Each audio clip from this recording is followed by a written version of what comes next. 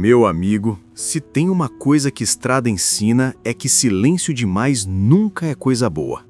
E eu aprendi isso do jeito mais pesado possível numa viagem que fiz pelo Acre, num trecho de terra que quase ninguém mais tem coragem de encarar depois que o sol some. Meu nome é Zeca Estrada, sou caminhoneiro desde moço, desses que já rodou mais chão do que muito mapinha por aí. E naquela época, eu achava que já tinha visto de tudo. Achava. Eu vinha puxando carga simples, nada que chamasse atenção, mantimento e combustível para uma vila afastada, daquelas que só aparecem no mapa se você insistir muito. A cidade ficava depois de uma faixa de mata fechada, densa, onde a estrada parecia mais um risco torto aberto na marra no meio da floresta. Ali o ar muda, fica pesado, úmido, e o som do motor parece pequeno demais perto do que te observa. Eu estava sozinho, como quase sempre, acostumado com a solidão da boleia, com o ronco constante do motor e o balanço da estrada de barro.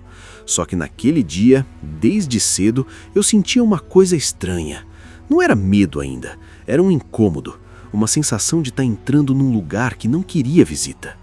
Parei num posto velho antes do último trecho, daqueles que parecem abandonados, mas sempre tem alguém olhando de dentro. Um senhor magro, pele curtida de sol, me encarou por tempo demais enquanto eu abastecia.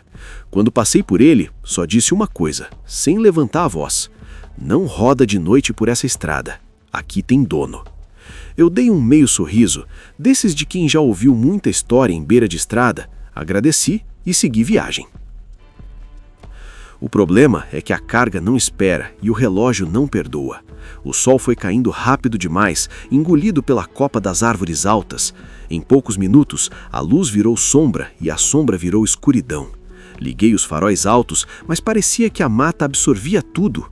A estrada seguia estreita, com marcas de pneus antigos e nenhum sinal recente de movimento.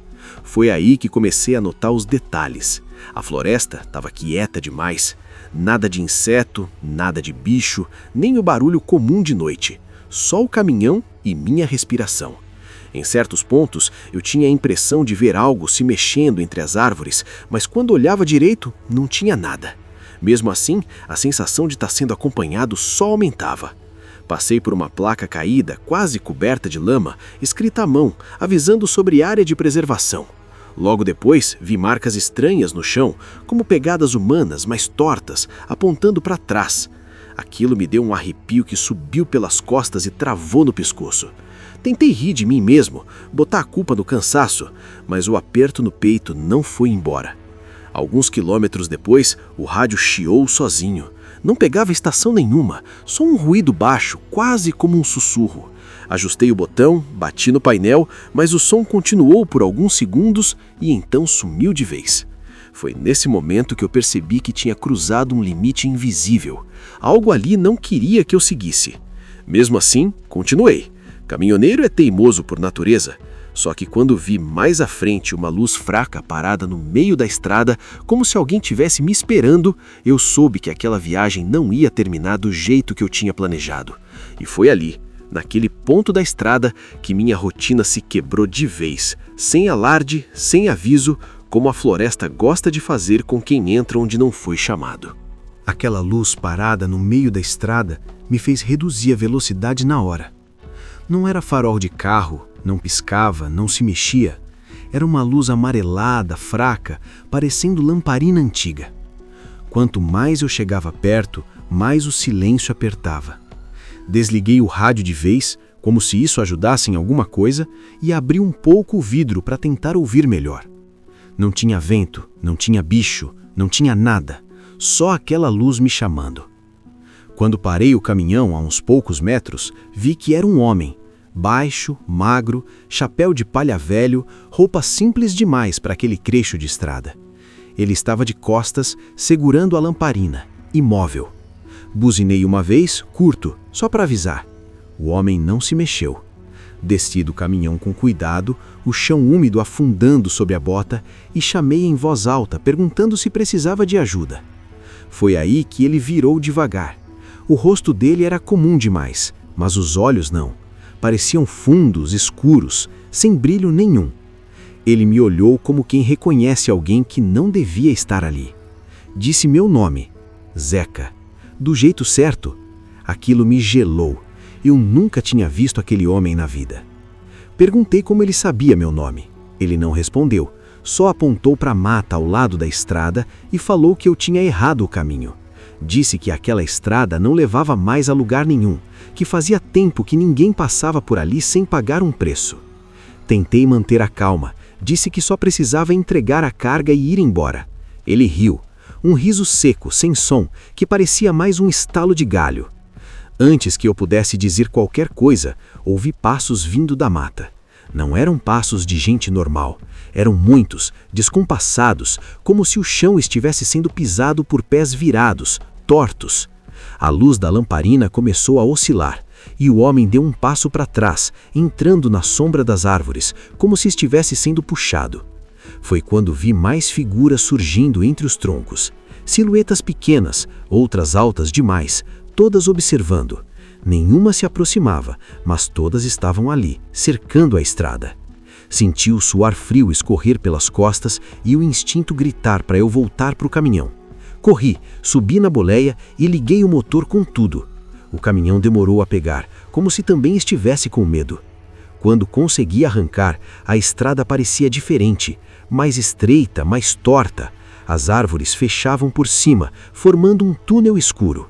O GPS parou de funcionar, o celular ficou sem sinal, eu dirigia sem saber se estava indo para frente ou para trás. Em certo ponto, vi marcas no barro, iguais às de antes, sempre apontando ao contrário do sentido da estrada. A cada quilômetro, a sensação de estar sendo guiado aumentava, não por placas ou sinais, mas por medo. Era como se a floresta decidisse por onde eu podia passar. Em um trecho, vi uma cruz velha fincada à beira do caminho, coberta de cipó. Logo depois, ouvi um choro distante, misturado com risadas baixas. Tapei os ouvidos, acelerei mais. Foi então que percebi algo pior. O combustível estava baixando rápido demais. O marcador despencava sem explicação. E lá na frente, surgindo no meio da estrada outra vez, vi uma clareira iluminada por várias luzes fracas, como pequenas fogueiras. Eu entendi naquele instante que não era coincidência. A floresta não estava só me observando. Ela estava decidindo se eu ia sair dali. Quando aquela clareira apareceu inteira diante de mim, iluminada por várias luzes fracas tremendo no escuro, meu corpo travou. Pisei no freio devagar, com medo até do barulho. O caminhão parou rangendo e o motor ficou ali roncando baixo como bicho ferido. As luzes não vinham de postes nem de casas. Eram fogueiras pequenas espalhadas em círculo, como se alguém tivesse preparado aquilo com cuidado. No centro da clareira, vi pessoas, ou o que parecia ser pessoas.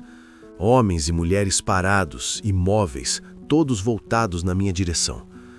As roupas eram antigas, gastas, de outros tempos. Alguns usavam chapéu, outros estavam descalços, com os pés sujos de barro. Nenhum falava nada, nenhum se mexia, só observavam. Desci do caminhão sem saber por quê. Talvez porque alguma coisa ali quisesse que eu descesse. O ar estava pesado, difícil de puxar. Cada passo parecia errado. Quando cheguei mais perto, percebi que os rostos eram vazios, olhos escuros demais, fundos demais. Não piscavam, não respiravam. Eram gente, mas não eram. Uma mulher deu um passo à frente. O cabelo dela caía molhado pelos ombros, mesmo sem chuva. Ela levantou o braço e apontou para a estrada atrás de mim. Abriu a boca, mas quem falou foi outra voz, grossa, ecoando de todos os lados ao mesmo tempo. Disse que eu tinha passado do limite, que aquele caminho era antigo, que ali a floresta cobrava o que era dela. Tentei pedir desculpa. Falei que não sabia, que só estava trabalhando. A voz respondeu que todos diziam a mesma coisa. Foi então que senti o chão vibrar levemente, como se algo grande tivesse se movendo debaixo da terra. As fogueiras aumentaram de intensidade, projetando sombras enormes nas árvores. As sombras não copiavam os corpos, elas se mexiam sozinhas. Um medo virou desespero quando percebi que não lembrava mais do rosto da minha família direito. As memórias começaram a embaralhar, minha cabeça doía, o coração batia errado. Era como se aquele lugar tivesse apagando quem eu era, pouco a pouco. Um dos homens se aproximou mais e vi que o peito dele tinha uma marca funda, como se algo tivesse atravessado ali. Mesmo assim, ele andava. Ouvi o choro de novo, agora bem perto, misturado com o som de passos tortos rodeando a clareira. As figuras começaram a se mover, fechando o círculo. Tentei correr, mas minhas pernas não respondiam direito. Senti mãos frias encostando no meu braço, puxando, marcando minha pele com um frio que queimava. Foi o momento mais baixo da minha vida. Eu tive certeza de que não sairia dali, que viraria mais uma sombra presa naquela estrada, mais um guardião sem vontade própria. Olhei para o caminhão ao longe com os faróis ainda acesos, parecendo um último sinal de mundo real.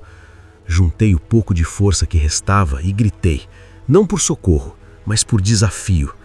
As luzes oscilaram, a terra tremeu mais forte, as figuras hesitaram por um segundo. Foi o suficiente para eu me soltar de uma das mãos e tropeçar para trás. Caí no chão, rolei na lama e me levantei cambaleando, correndo sem olhar para trás. Atrás de mim, ouvi um grito coletivo, profundo, como se a floresta inteira tivesse sido ferida.